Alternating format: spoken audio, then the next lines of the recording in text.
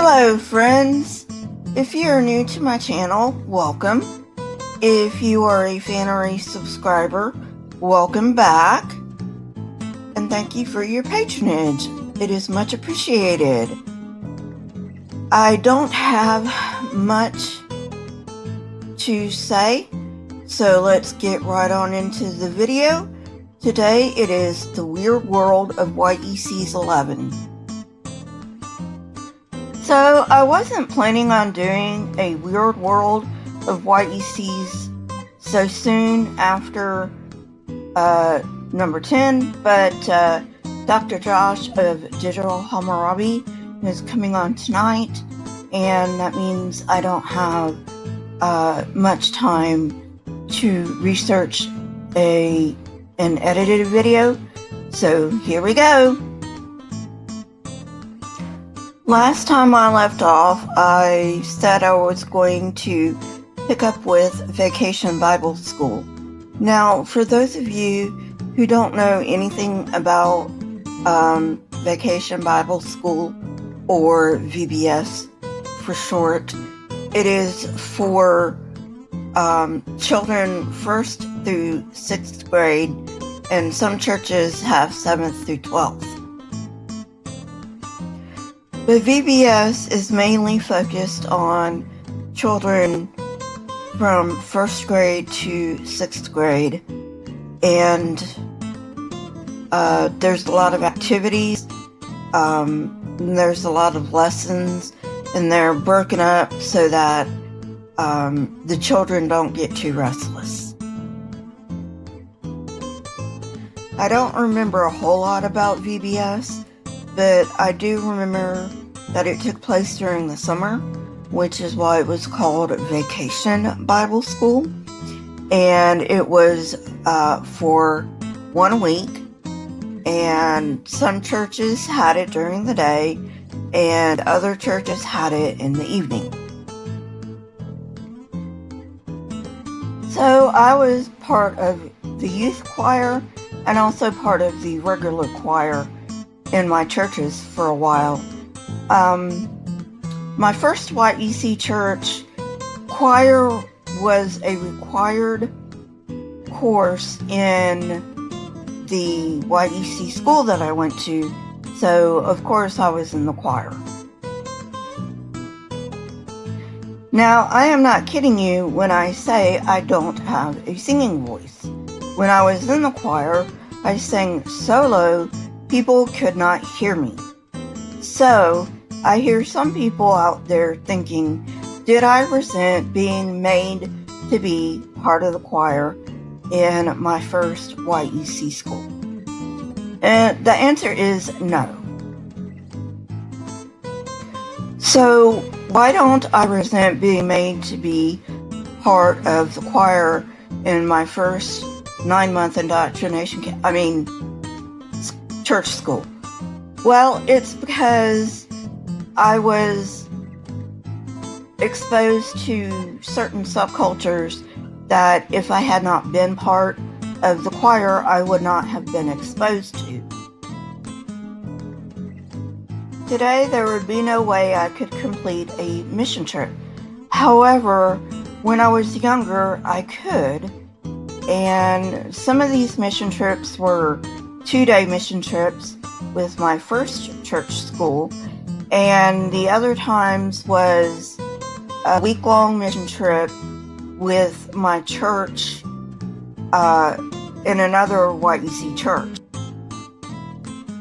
Now, in my first church school with 2-day mission trips, it was generally around the area so we could get it done in 2 days, and it was with the choir. And so it was basically, pardon the pun, preaching to the choir, because we would be singing to people who were already in church. I have no idea how the music minister pulled this off, but somehow he got permission for us to sing at Universal Studios in Orlando, Florida. And my grandparents lived not far from Orlando, Florida, so I arranged for them to pick me up at Universal Studios and visit them for a week after we had sung. Now, I want to be absolutely clear because I want to be fair. I was not verbally or physically abused by any of the adults in any of my YEC churches. However, I was verbally abused by my classmates in the church schools.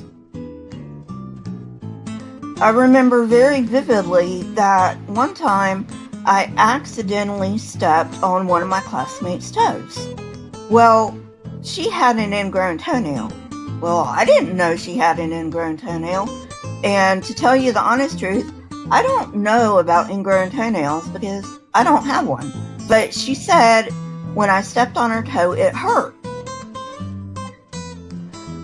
Well, I didn't know she had an ingrown toenail, and she should have known that I didn't know she had an ingrown toenail. And furthermore, I told her it was an accident and I apologized. Nonetheless, I thought she was going to beat me up. That is how afraid I was. But no, she just verbally abused me. And let me be clear, verbal abuse is much, much worse than physical abuse. Now, I'm not dismissing physical abuse, but in verbal abuse, those scars stay with you forever. But in physical abuse, you forget the physical abuse after a while. I am not saying that physical abuse is ever okay, because it isn't. Neither is verbal abuse or emotional abuse. But the old saying, sticks and stones may break my bones, but words will never hurt me, that is absolutely not true. I myself did not get expelled from any school, whether it was a church school or a public school. But I do know a person who got expelled by my second church school. She had premarital sex and she got pregnant, but she repented. Now, according to Christians, if she repented, which she did, God has forgiven her. So why did she get expelled from the church school? Is that Christian? Is that Christian love? If God has forgiven her, why can't people forgive her? Forgiveness is a very weird topic in this world. Maybe not in the entire YEC world, but definitely in the YEC churches that I went to, it is very weird. So I will pick up on the topic of forgiveness for my next video. My Twitter, Discord, email, and PayPal links are in the description. There are no sources for this particular episode as it is based on personal experience. Question everything and never be afraid. Here are a couple of videos from my library. If you have not watched them, go ahead and watch them. Please leave comments in the comment section. I love hearing from you.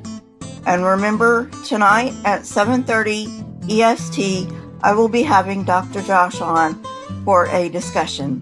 Thank you and goodbye, friends.